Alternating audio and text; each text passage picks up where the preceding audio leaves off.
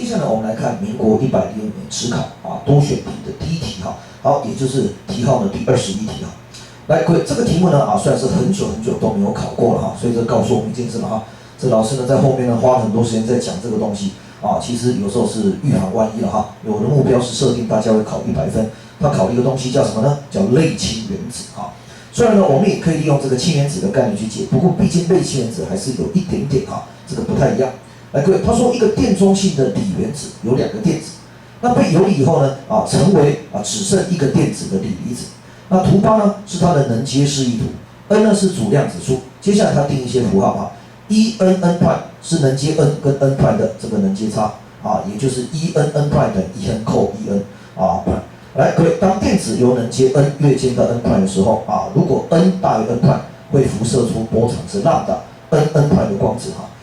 如果是 n 小于 n 派，则需要吸收波长是 lambda n 派的光子。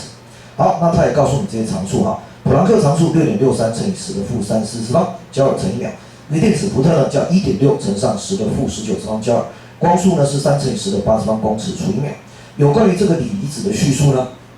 好，这个哪些是怎么样？哪些是正确的来，这是能阶1、2、3这3个图来 ，A 他说lambda 21加lambda 32等于lambda 31B 呢131等于121加上怎么样？加上132。来，这里面呢，事实上考大家一个基本的能量分析这毕竟老师说嘛，能量是物理的老大，对不对？1、2、3三个能阶，那一定是遵守能量守恒3到1的能量一定是3到2的能量加2到1的能量。好，所以按照这个题目的符号来表示的话，就是131会等于132加上怎么样？加上121。所以如果我们用一个符号来看的话，131就等于132加上121。来，各位，那根据爱因斯坦的光量子论，E等于 h nu我想这个其实在高一基础里面就有提到过 E等于 h nu那频率的话叫光速除以波长，所以这个我们可以写 hc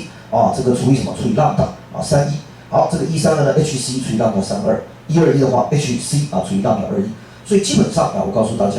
在题目的这个叙述里面呢基本上不太可能说波长是直接这样相加。你能量可以相加频率呢可以互相相加，但是波长好歹要导数对不对所以呢这个 A 选项是不对的这个 B 选项呢是对的，没有错。来，接下来 C、D、E 我们这样看他说在能阶3的电子无法直接跃迁到 n 等于1。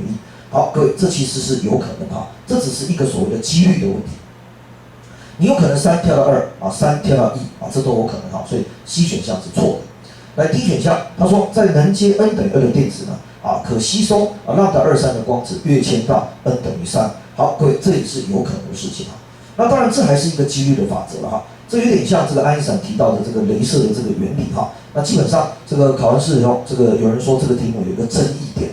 那这个2对不对吸收的光子到3，他说这个几率怎么样？几率不是很高但是呢我们讲说雷射基本上也是根据这样的原理做出来的所以有可能有可能。好，来，同学，E 选项他说电子呢在能阶 n 等于1的时候以波长是9奈米的光子呢可以把它游离。好，各位，这个 E 选项就有一点小麻烦了这里面就牵涉到了怎么样？牵涉到了这个类氢原子的这个公式。来，同学，那我来考大家一个问题那我们有提到过类氢原子的公式主要就是在负的 n 平方分之13.6，要多一个叫 z 平方多一个叫原子序的平方。好，那当然我们也可以这样子换算各位，那氢的游离能叫13.6所以主要是要乘一个 z 平方。那锂的话呢这个氢氦锂铍硼碳氮，对不对？大家背过这个周期表，所以这里要乘上多少呢？乘上3的平方，所以这个大概是122.4电子伏特。那122.4电子伏特大概是波长多少呢？那这时候我们就搬出了近代物理里面最重要的数字公式，叫做12400除以 lambda 或者叫12400呢除以1看你要算波长还是要看有能量。所以波长的话用 hc 除以1其实就是12400呢除以122.4。这个算出来的话大概是100I 左右100I 大概是10奈米。所以如果说9奈米可以把它游离那你9奈米当然比这个10奈米要再更怎么样？更小一点点。波长更小表示频率更大，频率更大表示能量更大，所以当然有可能会把它游离所以 E 选项这个基本上是对的，没有错。来，我们再看一次好，这个题目里面讲了这个如果用波长9奈米的光子呢，可以把它游离这个是对的，没有错。来，所以这个题目呢，我想这个最麻烦的地方，事实上在考大家什么？考大家最后这个东西。好，就是一个很冷门的问题当然现在的考试是这样子了哈，这个简单的把它排在前面，你把它排到后面，对不对？这个把它摆在这个多选题里面一定有某种这个特别的这个难度在所以呢，这个我的目标我说过，设定大家会考100分，所以老师讲义上提到的东西，我希望大家还是要认真的看这个东西虽然冷门，对不对？但是你看最后它还是考出来了所以我希望这个题目呢，大家仔细的再思考一下。